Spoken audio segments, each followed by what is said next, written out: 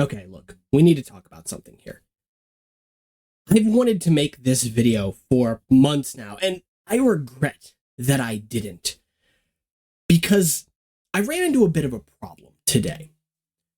Bionicle, as a theme, has had a bit of a love affair with a very specific type of item. This is something you might be able to help me with, in fact, so stay tuned for that. And of course, if you like what you're watching, be sure to subscribe. Helps the channel out. That said, though, Lego has had a love affair with projectile weapons. Bionicle's entire run, all the way back in 2001, yes, 2001, had launchers of some kind. In fact, every year of Bionicle, arguably, has had some kind of projectile weapon, whether it be 2001 with its bamboo discs, later on in 2004 being rebranded as the Kanoka discs, 2002 having its blunt shooter competition era, whatever the Exotoa fired off. 2003 even had the Matoran and their little Coley pucks. I mean, they're not a Coley ball. Well, I don't care what the story says. They're a puck in that situation. 2004, of course, as I mentioned, introduced the ubiquitous Kanoka disc and even centered the story around it. I could go on, and in fact, I will in a future video, but today's video is about one launcher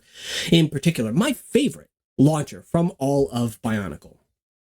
The very humble Thornax launcher.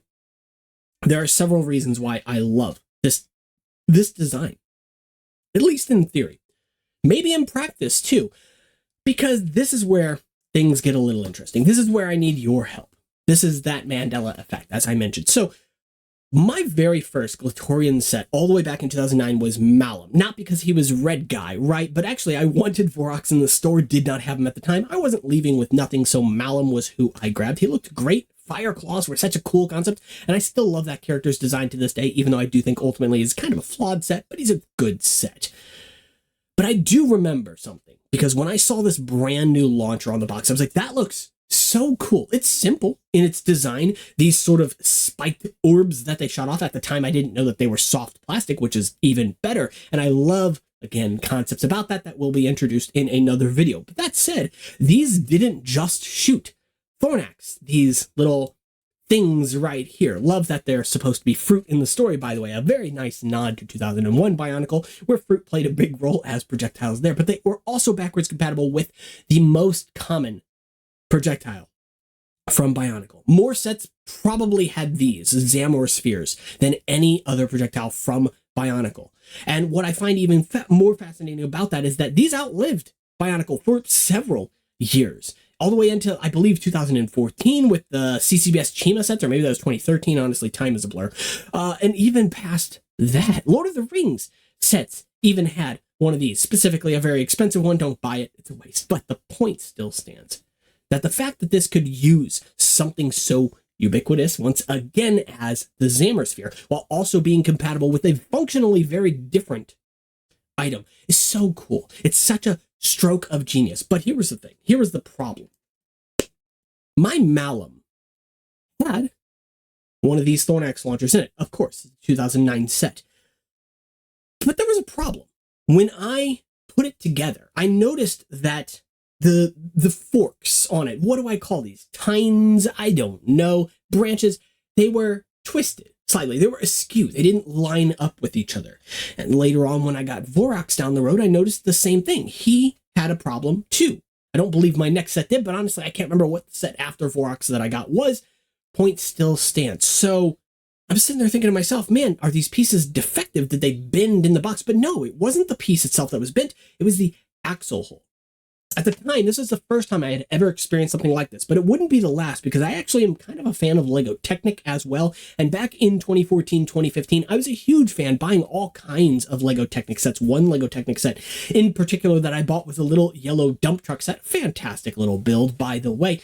But I noticed that there were several of these pieces, specifically in yellow, where the axle hole was shifted by a massive amount. Now, this is not one of those, because I don't currently know where those are at. I think I have an idea, but that's not the point of this video. And it's not even the only ones that I've seen like this. Rather, it was twisted substantially, maybe 30 degrees off of its axis. And it wasn't just one in the set. I believe it was at least two, I really think it was even more than that, but don't quote me because I do not remember how many are in that set. Ultimately, I know it wasn't a one-off thing, and that's the major deal.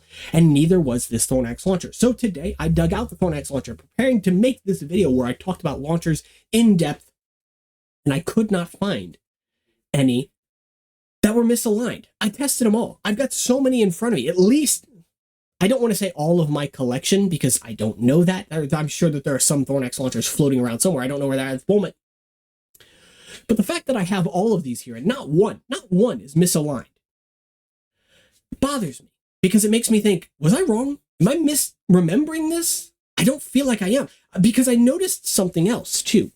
This is probably why it stuck with me for so long. I noticed that when I tried to use the Thornax launcher that was askew, it had a pretty high failure rate. Instead of the Thornax shooting out of the front like it's supposed to do, when the pieces were askew like this and you squeezed it, the Thornax would twist and then fall down, but because it's a rubbery material, it would get caught and hung up back in it, and then you couldn't launch it. You have to reset it. Sometimes it's still launched. That was fine. You could always compensate for the twist by squeezing it and also like torquing your hands in the opposite direction. Like, that's an option.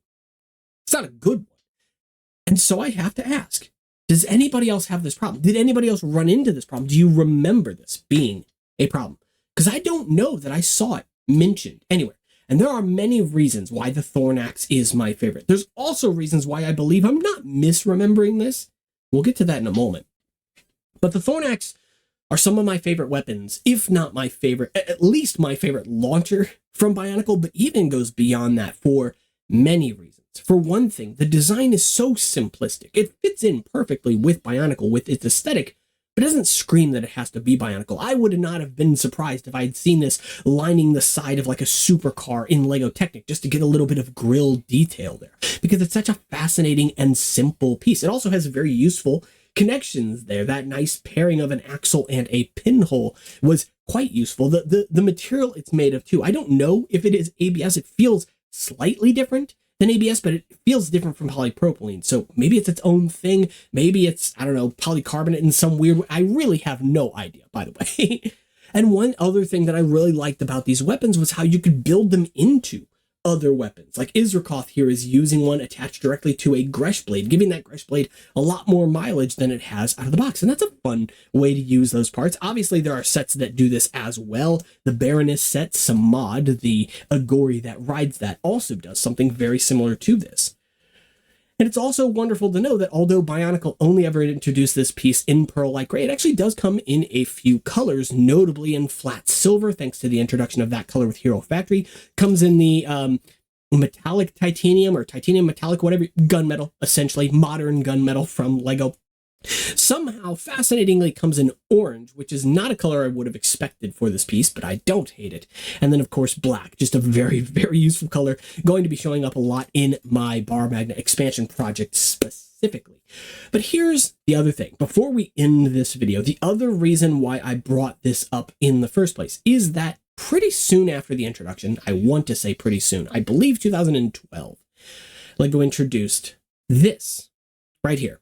And on first glance, it might look the same as your standard Thornax launcher half, except you'll notice it's a bit shorter. It is subtly different in its design, basically all over.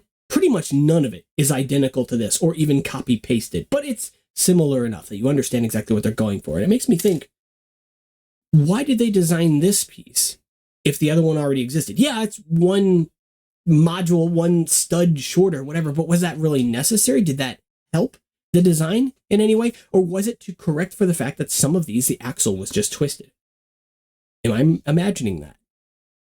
It's wild to think about. So, as I mentioned before I end the video, if this is something that you guys have an answer to, let me know that down in the comments below, because I really want to know that this is not just something my brain is making up, not a false memory. And before I go, as maybe a bit of a teaser, I honestly don't know, I wanted to make a video talking specifically about weird part variants. This is not the first time I've talked about this stuff, and I don't mean part variants like the part variant forum over on the Discord server, link down in the description, by the way, but rather mold variants. There are some in Bionicle, and one that I just discovered more than 10 years after the mold was released was this one right here, a very large piece, by the way. And if you don't know, these two pieces are pretty substantially different.